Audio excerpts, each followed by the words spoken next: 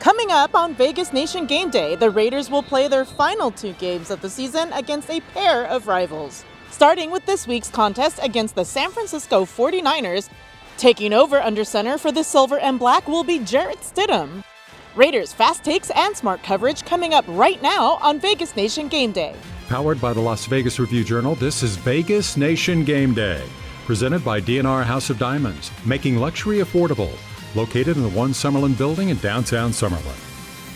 Hello everyone and welcome in to Vegas Nation Gameday. I'm your host Heidi Fang, filling in for Cassie Soto. How will the Raiders finish this season with 2 games left against a pair of rivals, the San Francisco 49ers up first at Allegiant Stadium in Week 17? We're going to get into that matchup and the benching of Derek Carr.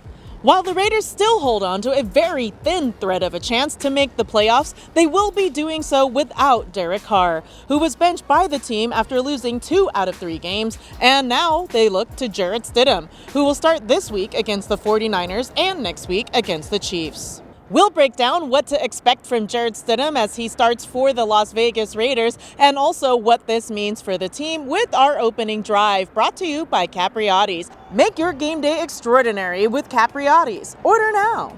Joining me now is our Las Vegas Review-Journal beat writer Vinny Bonsignore to break down what the benching of Derek Carr means for the Las Vegas Raiders. Jarrett Stidham starting under center against the San Francisco 49ers coming up at Allegiant Stadium. Vinny, what do you expect to see that may be different with Jarrett Stidham under center? Yeah, I'm not sure. I mean, I think there's more mobility there, without question. Jarrett Stidham, younger legs, younger player, a little bit more athletic than Derek. So I think you'll see some more running possibilities, a little more rollout action, maybe some RPO type stuff. Stuff that Derek Carr, really wasn't all that proficient at. Not to take anything away from him, but he's just not wired that way. So I think you might see a little bit of a difference in that regard. But what I'm really curious about is there's something about Jarrett Stidham. He's got a little bit of a swagger to him and a very open kind of demeanor. And I think there's a lot of guys in that locker room that like him a lot. And I think that every guy that's in that locker room got their opportunity at some point here in the NFL, and they're here because they took advantage of that. Well, now it's Jarrett's time, and I think he's a guy that is so likable in that locker room that they understand, like, hey, we got his back today. We're gonna make sure that, do our best at least, to make sure that his opportunity is something that he can take advantage of. Where that goes, who knows? I don't think it's gonna necessarily mean that he's gonna be the answer moving forward or anything like that, even if he seizes it. But it is an opportunity for him, and I think everybody in that locker room understands that. Well, let's get into it, Vinny. What is the answer right now for the Raiders? Obviously, this is a patch, if anything, for the next 2 games with Derek Carr having been benched. But what does it mean that Derek Carr is not at the facility? We haven't seen him here. Word is he's done coming in until the season's over to not be a distraction. Right. How do the Raiders move forward now that Derek Carr is no longer under center? Right. Well, number one is moving on from him. That was the first step, and I think they have moved on from him. You can never say never, but I think that this signals the end of the Derek Carr phase. That was an emotional decision. He's meant a lot to this organization, but they felt it was one that needed to be made, and they've made it. So that's step 1. Step 2 is, who do they replace Derek Carr with? Yeah. And we can run the gamut of names right now, but you're going to hear names like Tom Brady. You're going to hear the names like Jimmy Garoppolo. They have a natural connection to Josh McDaniels and Dave Ziegler, the general manager. So those names are going to be out there. And I would suspect that it's probably going to be somebody that everybody knows that's going to be the quarterback for the Raiders, at least in the 2023 season. And I would also think that they're going to draft somebody, maybe this draft, that they see as the quarterback of the future. But they can't afford to go into next year with uncertainty at quarterback, even if it's a rookie that they feel good about. Now, if the rookie quarterback comes in here and wins the job, that's one thing. But I think that there's too much at stake and too much talent here, frankly, on this team to just give it up to an unknown. I think they feel like they can win games starting next year with a better quarterback option. Who that ends up being is the great question, but I think it's going to be somebody that a lot of people know. Well, we have to take a look then at what this means for Davante Adams, who came here specifically because of Derek Carr. What do you think is going through his mind and his process of what his foreseeable future is? I think he's going to be the smart, intelligent player and person that he's always been. He's going to sit back, not paint himself into any corner by being overly emotional, by saying, I'm out of here because my guy's out of here. I don't think he's wired that way, nor should he be. I think he's going to wait, see how the dust settles, and if it's to his liking, Jimmy Garoppolo, Tom Brady, I could work with him. I'll stick around. If it's not, then there might be some buttons that he might try to push in terms of forcing a trade or something along those lines. Now, the Raiders have a lot of financial obligation, and it would be very painful for them to get rid of him next year, especially before June 1st. So they have a lot of reasons to tell Davante, we're not going to be able to trade you. It just doesn't make financial sense from our perspective, from a salary cap standpoint, from the cash paid out standpoint. So it'll be interesting to see if it goes down that road, who blinks first in that situation. They were a long way away from anything like that happening. First and foremost, I think Davante is going to sit back and see, okay, what's the plan? And it behooves the Raiders, I believe, to kind of keep him in the loop throughout this process and say, hey, look, this is what we're thinking, this is who we're considering, how do you feel about that? So that at least there's no big surprise that he's going to wake up and pick up the Las Vegas Review-Journal and Vegas Nation and say, what? He's my quarterback? I'm not happy about that. So I think that it's going to be a situation where he's kept in the loop. Okay, last thing, Vinny, what's your keys to the game? I don't know. Because it's so different, right? It's just so much unknown. I think that from my standpoint, I am curious. What does Jarrett Stidham bring to the table? Is he going to be able to make the communications at the line of scrimmage? Does he have enough arm strength to match up with Davante Adams? Is he going to run a little bit? Is he going to be able to get the Raiders in and out of the huddle at the line of scrimmage? There's a lot that plays into that, and a lot I'm sure that the Raiders want to see. So that, for me, if you're looking at a key for the Raiders, how is this young quarterback, managing the situation? And if he manages it well, regardless of the outcome, maybe you feel pretty good about things. But if he doesn't, then that probably isn't a good thing. Flip the Field, brought to you by South Point Sportsbook. Download the app at southpointsports.com. I'm joined now with our Review Journal sports columnist, Ed Graney. Ed, it's time to take a look at the other side of this matchup, the San Francisco 49ers. We've got to start with the obvious, Mr. Irrelevant. What did you expect from Brock Purdy to start, and how has he delivered upon your expectations?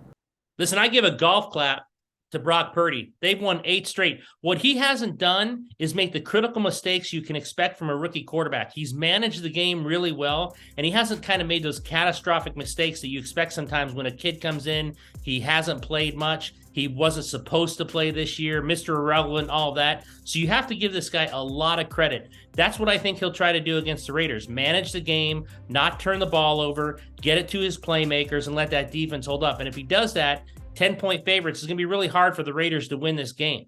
The 49ers defense has 2 defenders with over 100 tackles apiece. Ed, how do you think they're preparing, knowing that Jarrett Stidham is under center for the Las Vegas Raiders? Heidi, they're going to be chomping at the bit. Chomp, chomp, chomp like a hungry sword on Thanksgiving Day, Heidi. They're going to be pinning their ears back to the 49ers and coming after Jarrett Stidham, forcing him to make quick decisions with the ball, seeing if he really knows this Josh McDaniels offense as well as everyone thinks he does. Remember, this is Jarrett Stidham's first NFL start. So the 49ers defense is going to be all over him as much as they can. It's a tough go for him, this being his first start going against this kind of defense. But he can expect to see all kinds of blitzes and pressures and anything they can do to make him uncomfortable. We're really going to see, as I said, what Jarrett Stidham knows about Josh McDaniels' offense. The 49ers have already clinched the NFC West as the division, Ed, but they are still playing for seeding. With Christian McCaffrey having been a Swiss Army knife for this team and a little bit banged up, how do you think they will deploy him against the Raiders? Well, I think they'll use Christian McCaffrey like they always do in many ways. You got to remember, Chandler Jones on the edge for the Raiders is out. So is Denzel Perryman, the linebacker, their best tackler on the second level. So my guess is there's going to be a lot of swing passes to Christian McCaffrey. The Raiders are really going to have to gang tackle here and make sure they know where he is at all times, especially without the absence of Denzel Perryman at that second level, Heidi. Christian McCaffrey is a dynamic, incredible player, and they use him in many multitude of ways, whether it's handing the ball off, through the air and passes. What the Raiders can't do is turn short passes into really long ones because they miss tackles on him, which is a very easy thing to do. He's that good of a player. So gang tackle, make up for the loss of Perryman, and on the edge, they've got to get someone in case he runs their way to stop him as well. The Raiders placed 3 defensive starters on injured reserve this week, but have no players that are listed as out of this week's game against the 49ers from the active roster. Denzel Perryman, Chandler Jones, and Rock Ya-Sin all on injured reserve. They will obviously not play. Their seasons are over. But in terms of this week's active roster, only Jackson Barton, offensive tackle, and running back Zamir White are listed as questionable. White has an ankle injury. Barton has been dealing with a back issue. Both were limited in practice all week and are questionable for the game. Curtis Bolton, Amik Robertson were late week additions to the injury report, but they have no designation and they are expected to play, as is Nate Hobbs and Alex Bars. They were both full all week. Not as fortunate for the 49ers. Jimmy Garoppolo remains out. He has not practiced with that foot issue. If he returns, it'll be in the playoffs. Kevin Givens also listed as out, as is Deebo Samuel. There was some optimism that he could return after returning to practice this week, but he will not play against the Raiders. Kerry Hyder, Ambry Thomas also questionable for this week. Otherwise, a full slate of players available for both sides. Raiders a little bit healthier than the 49ers. That's your injury report. I'm Adam Hill. D&R House of Diamonds is Las Vegas's elite private office jeweler, the perfect bridge between internet pricing and a traditional brick-and-mortar jewelry store. We specialize in loose diamonds, natural and lab-grown, engagement rings, fashion jewelry, custom design, and jewelry repairs. We operate by appointment in our beautiful offices in the One Summerlin building, downtown Summerlin. Our great relationships with the world's largest diamond wholesalers and our low overhead saves you hundreds, if not thousands, on your purchase. With Capriotti's, game day is always extraordinary. Fuel your passion with our award-winning cheesesteaks, in-house oven-roasted turkey, and classic subs. Or create a fan frenzy with our catering trays that are perfect for any crew. At Capriotti's, we deliver extraordinary to you. Now let's take a look at the betting lines with Review Journal sports betting columnist Todd Dewey. Thanks, Heidi. There was a huge swing in the line in this game Wednesday when we learned that Derek Carr will be benched for the final 2 games of the season and replaced by Jarrett Stidham.